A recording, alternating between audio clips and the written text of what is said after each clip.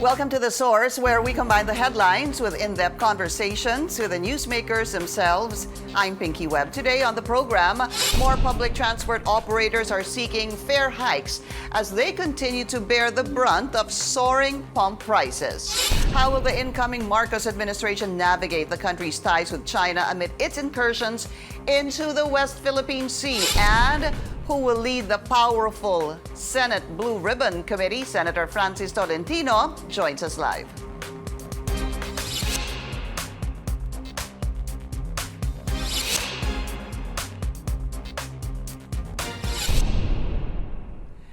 Senators are set to convene next week about a possible suspension of fuel excise tax and value-added tax. That's amid the increasing prices of fuel and basic goods. It also comes as Congress opens under a new administration with a fresh set of Senate leaders. Among the coveted positions, the powerful Senate Blue Ribbon Committee chairmanship. Let's now go straight to the source of the story. We have Senator Francis Tolentino. Senator Tolentino, good to see you again. Welcome back to the source, sir. Good day, Pinky, and to the viewers as well. Let's start first, sir, with an issue that has been hounding us, I would say, of course, since January, but more so in the past couple of months, the gas prices. Gas prices continue to rise. Yung first trading day of this week, there was also an increase, but of course, this will have to be averaged in the next couple of days. Hirap na po yung mga drivers, may ayuda na 6,500 pesos. Is this enough? Let's just start with the ayuda first, sir. I think wala namang makapagsabing enough. Nothing would be sufficient, especially with the fluctuating prices of oil, exacerbated by outside forces, Ukraine, etc. So it has to be thoroughly studied, holistically. So I probably would have to get the inputs of our experts here. Pero whatever would help the ordinary Filipino consumer, driver, it should be given. Yeah, but are you thinking of anything at the moment? I know you said that you want to consult some experts regarding this, but what it is suspension the suspension of excise possible tax suspensions, plus probably, I don't know, the existing fiscal situation relative to more ayudas. But again, it's not just akin to Philippine situation; it's all over the world. But we have to brace for this, and the government has to put up some measures that would caution the negative effects of this, especially to the ordinary consumers. It will affect not just the prices of oil, but even consumer goods. So inflation will be affected. So it has to be really a holistic solution, not temporary, not short term, but looking forward beyond COVID-19. So you'd say you're open to possibly suspending the imposition of excise tax and VAT on petroleum products? But that would have to be balanced with whatever long-term implications it would have on our economy, especially as we try to rebound from the harsh effects of the pandemic. So we need some expert views on this. Legislation can be quick. Legislation can be a quick pill, but that's not what probably is the intention here. Is the long-term solution of all of this.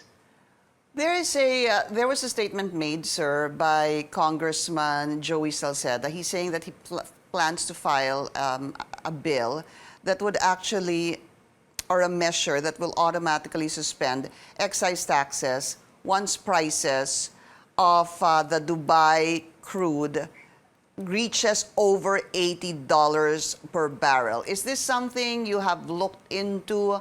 Is this something you would possibly support in the Senate if this is passed as well? I think the rationale behind that is to have an automatic triggering mechanism, which would not involve meetings of the Congress, etc., but an automatic triggering effect that would be tantamount to the suspension, as what Congressman Salceda is saying. That can be part of the solution. But then again, the solution would have to be long-term in such a way that it would have to involve the manufacturing sector, the labor sector, not just the transport sector, but the entire spectrum of the sectors that will be affected. So I think it has to be part of the solutions that would be propounded by the incoming BBM administration. Are you seeing any short-term solutions, sir? Kasi nga hirap na po yung mga drivers. Short term would have to be something we have done before. Balik tayo dun sa ayuda. Short term probably would involve sacrifices on all sectors. Short term probably would involve a 4-day work period. Short term probably would have to involve a recalibration of the face-to-face classes, which I have been advocating before.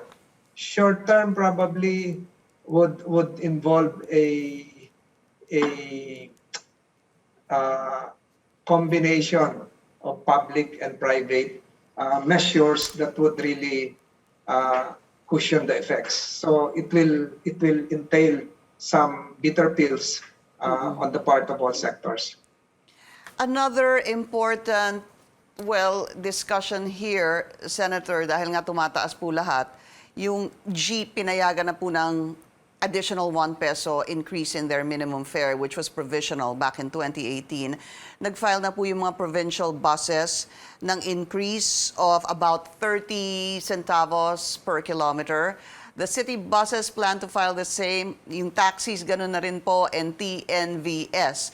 I guess the question, sir, is we've seen increase in oil, in gas prices around 18 times since January. How can the LTFRB or government be more responsive to the plight of the public utility vehicle drivers? I ask that, sir, because by the time they get or an increase is granted, it takes quite a while. I understand. This is the bureaucratic procedural measures in place. I've seen this before. So there are processes, but the real impact here is not just for the drivers. We really understand their plight.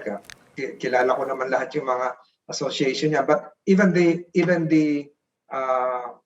public, yung mga sumasakay, the riding public. So it has to be balanced in such a way that the private sector, the riding public, the public transport operators would have to, again, the operative word here is sacrifice, how to transform that into regulatory policies. It's really difficult. So ayuda is there. Additional fare increases probably would help, but the labor groups would ask for accompanying labor wage increases. So it cannot be done in a week, Pinky.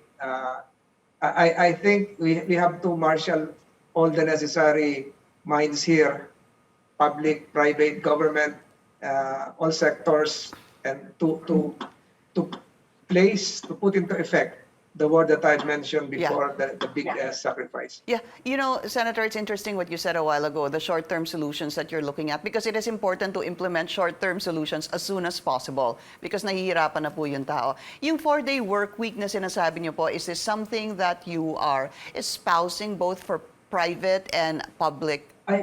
I think it has been accepted before, even the Civil Service Commission, without sacrificing productivity. Right. So the shortening of the work period, we've done that. We've done work from home and everything. So the manufacturing sector, the output would have to be the same, especially for government workers. So it's been done before. Yeah. It will probably minimize the commuting expense, but again, without sacrificing the output or productivity. Right. And in fact, there's a law on that that was authored by Senator Joel Flexi Villanueva. hours, yes. Yeah, the flexible hours. Okay, so that's something that is being encouraged. Okay, can you talk to us more about this recalibrating the face-to-face classes? How is this?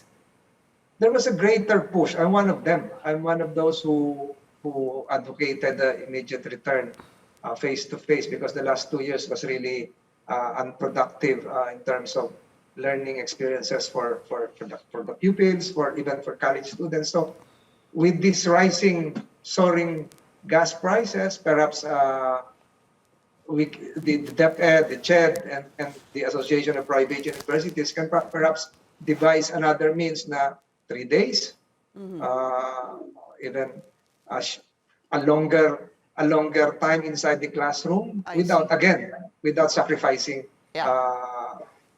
whatever the appropriate educational inputs would have Time and quality. gathered by the students. Opo, time and Yes. quality that should be put in a particular week.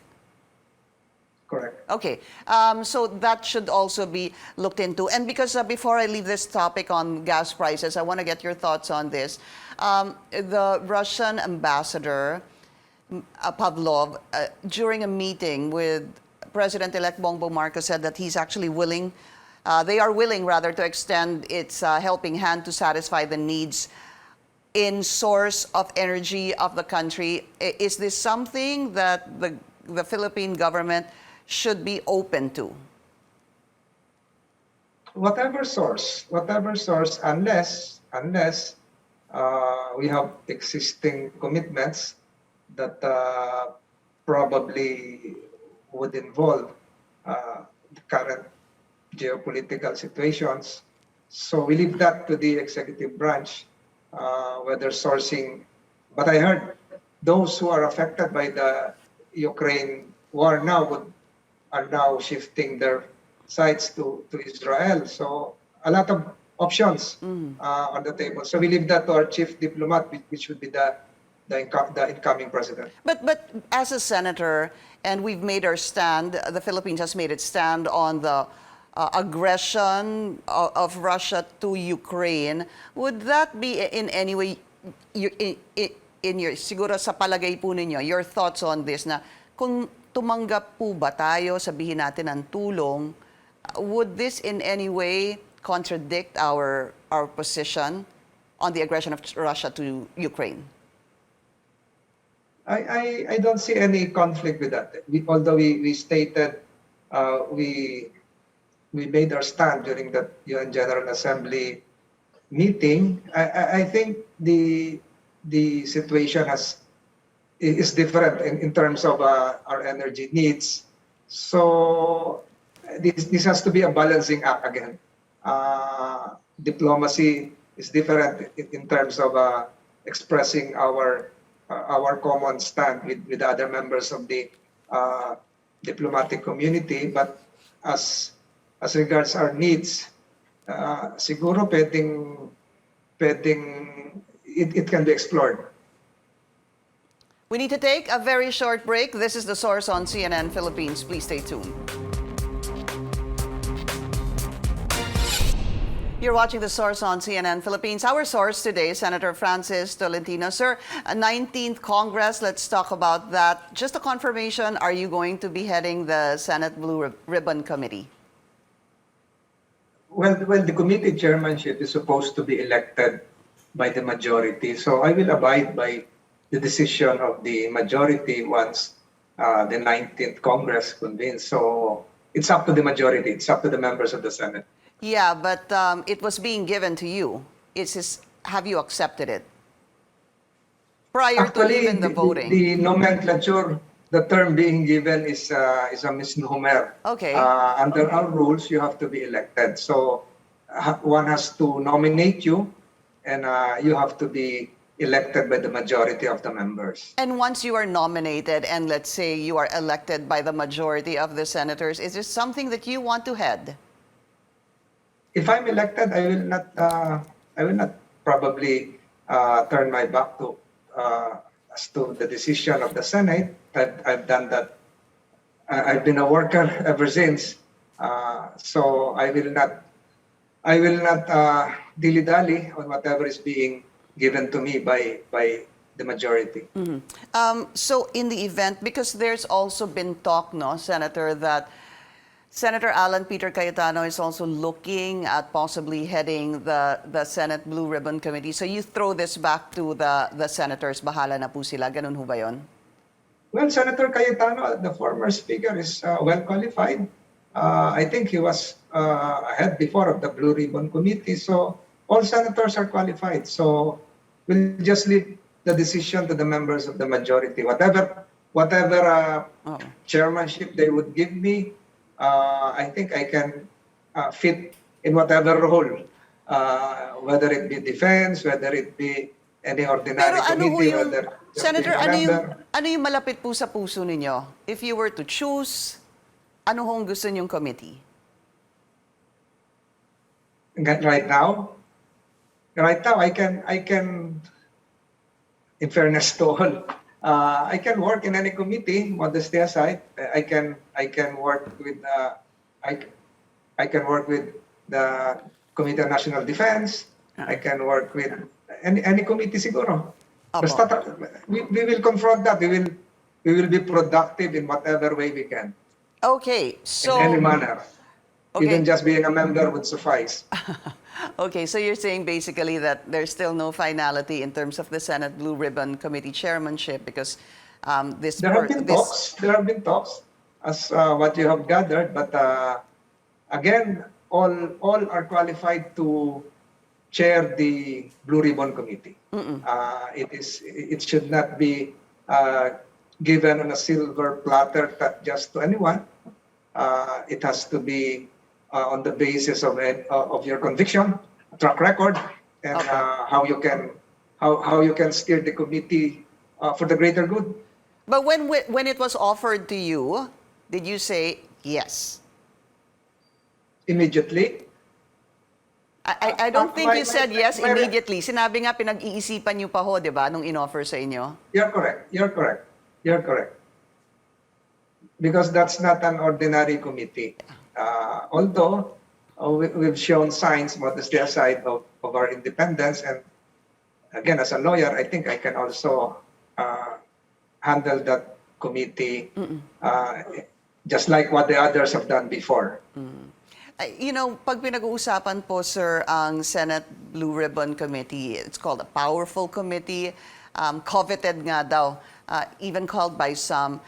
I spoke to Senator Risa Ontiveros and asked about the formally draft report, and then if she would want to look into this again, file a resolution on this, and possibly again go to the Senate Blue Ribbon Committee, which was headed by Senator Richard Gordon in the past. In the event you are chairman, is this something you're willing to reopen?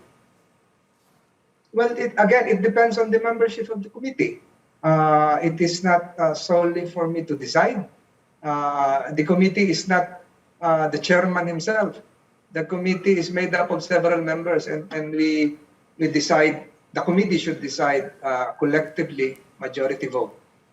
But personally, do you think kayo po should it be reopened again? If there are new evidence that would have to be shown, if there are new supervening events that would entail, I will let the membership decide. But on my part, modesty aside, my participation during that formally committee hearings where I was a member, and you can check the records, I was able to craft, I think, 5 or 6 bills in aid of legislation as early as October 11 during the height of the hearings. So I filed several measures, specifically the amendment to the procurement law, the amendment to the local government code, the warehousing bill, for instance, the non-recognition of officers in charge for a certain period of time, amendment of the Civil Service Code. So I've done that before, and it's on the record, and you can look at the transcript and even the files of the Senate. Okay, we need to talk about something. You also, this other issue, you filed a resolution because you wanted to look into what you were saying was apparent losses by the social security system. But let's talk about that because it's a huge amount, Senator. It's about over 800 billion pesos. Let's dig deep into this, but again, we need to take a very short break. We will be right back. You're watching The Source on CNN Philippines. Our source today, Senator Francis Tolentino. Sir, so you filed a resolution to investigate in aid of legislation, supposedly these losses from SSS amounting to about 800 billion pesos. Can you tell us more about this, sir? I find that resolution because apparently 800 billion is big, but the explanation coming from the social security system is that it was because of some accounting methods that were changed. Shifted, so yeah. it resulted into that. But again, I would want to inquire whether the social security system is fiscally healthy enough to sustain the needs of the members, especially the retirees, the members of the private sector. So what I intend to do, if ever this will be tackled by the Blue Ribbon, is to have a preliminary determination by the committee whether there is indeed probable cause to continue. So this is different from the previous procedure that you go straight ahead with an investigation. I would want to have an early determination of a possible finding of a fraud or fault, not just an open, full steam ahead hearing on this. So that probably would save us a lot of time and resources because it will consolidate the evidences, the documents, and we will hear from the resource person, SSS here in particular, if there is really a need to go ahead with a full investigation. So this is probably, if given the chance, this is probably what I would institute in the Blue Ribbon, a preliminary determination Of of the probable facts, cause. as well as if there is really a violation or liability that can be gleaned from the facts. Basically, from how I understand it, you want a preliminary investigation to determine probable cause so that a full-blown hearing can happen after that. Senator, would you say that this would be the first issue that the Senate Blue Ribbon Committee should look into as the 19th Congress comes in? I think that's too speculative. I'm not the chairman of the Blue Ribbon Committee. Other members of the Senate would be probably filing different measures. We don't want to preempt that. So we cannot really speculate at this point in time that this will be the first measure. So let's just wait, Pinky. Pero meron ho bang naiwan in the last Congress na dapat pong ipagpatuloy ng Senate Blue Ribbon Committee sa 19th Congress? I am not aware of any issue because once the Congress adjourns, there is a need for the reconstitution again of another Blue Ribbon Committee. So all will have to be archived, and if there is a need to refile, a member would have to refile. Yeah. Senator, you were the chairman of the Committee on Good Government, right? No, local government. Local government, I see. Okay, so knowing that, I want to get your thoughts on the, this issue on the mask policy where Cebu Governor Gwen Garcia wants an optional outdoors wearing of the face mask, and you have the IATF saying, as told by the president, mask should stay until June 30. And who prevails here? Ang tagal niyo rin hong mayor, di ba? Historically, I've sided with Governor Gwen. Even when the issue of OFWs, the flights going to Cebu were diverted to Clark or to other airports, I sided with the provincial government of Cebu. But in this instance, relative to the mask requirements, I think we have to have a national policy here that if we really want to achieve a total COVID-free area, we have to have a one national direction. But again, we don't want to dilute the powers of the governor. Perhaps in other places, if you balance this, perhaps in other places controlled by the provincial government, for instance, within the provincial capital, within a building controlled by the provincial government, the Sangguniang Panlalawigan. Perhaps that can be imposed. But in public places where the rights of others, not necessarily residents of Cebu would be involved, I think we have to follow IITF. I side with IITF now. But in fairness to Governor Gwen, a very good friend of mine, I have supported her for several times in invoking local autonomy, in invoking the powers of an LGU, especially the powers of the governor. But in this health issue, which is very critical, I think we have to have one united system here. And we leave that to the health experts. But again, without diluting the powers of the province, we have to have one health system, one health protocol. Senator Francis Tolentino, sir, maraming salamat po sa inyong oras. Maraming salamat, dagang salamat. Dagang salamat, sir. Thank you for joining us here on The Source. I'm Pinky Webb. You're watching CNN Philippines.